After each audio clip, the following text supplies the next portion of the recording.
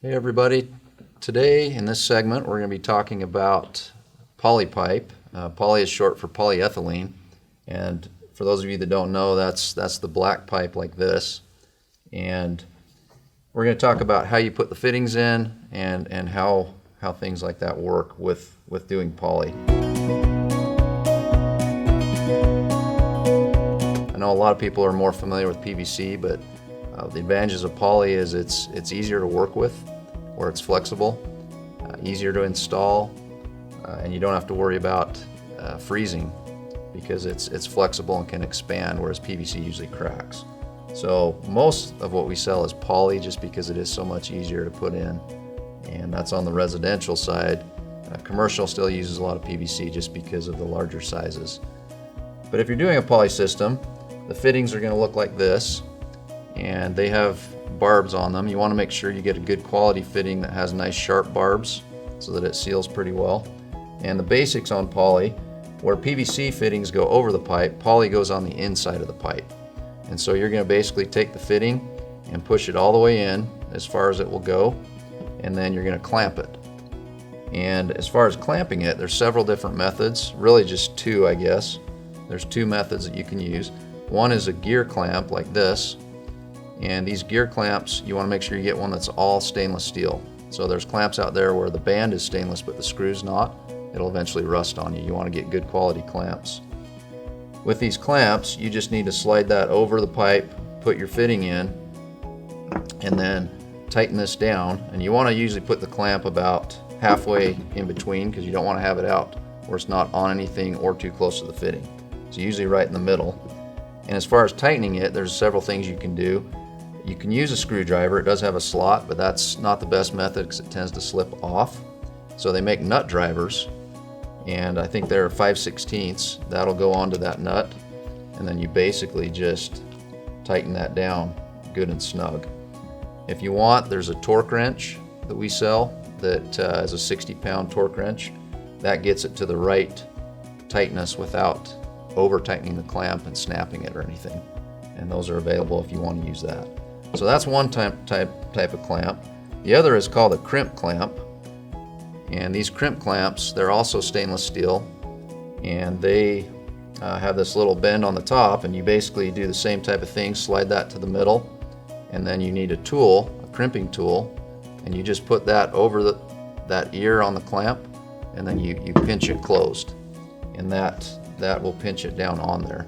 A lot of times, because a main line's always under pressure, on our systems we usually recommend using the gear clamps, and also because it's always under pressure and some of the high pressures of our secondary water, we like to put two clamps just side by side and tighten both of those down. And that's just on your main line. After your valves, you can just do a single clamp and the Oetiker clamps. And Oetiker is a brand name for these pinch clamps. I think they're one of the first to come out with it, but there are other brands out there.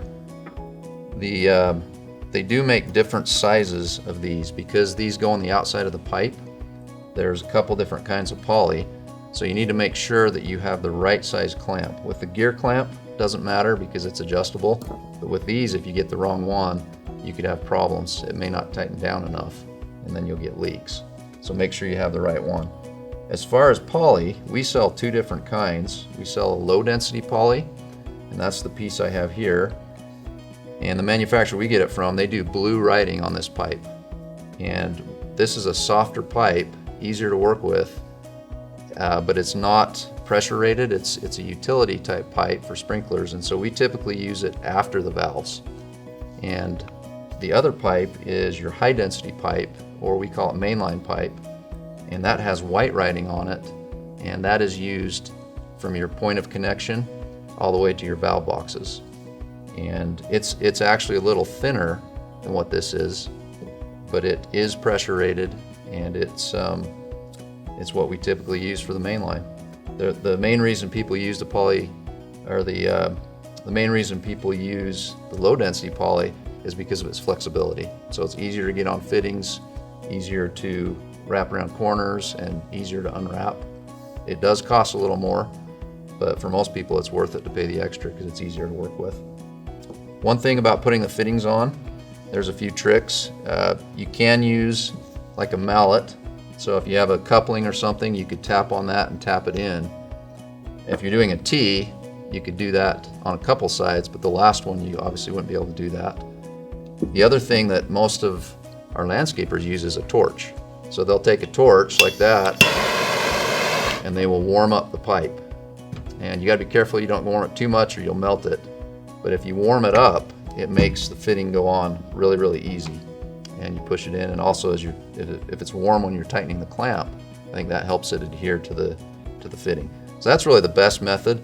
You don't want to use any kind of petroleum products like WD-40 or anything like that, because that can react with the plastic and can cause problems.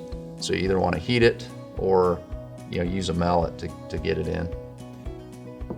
One thing to note is when you do the sprinkler heads, and we've got a different segment on sprinkler heads, we'll show you this in more detail, but instead of using a T and coming up to a sprinkler head, you'll use a saddle. So that's one of the things that makes poly pipe super easy.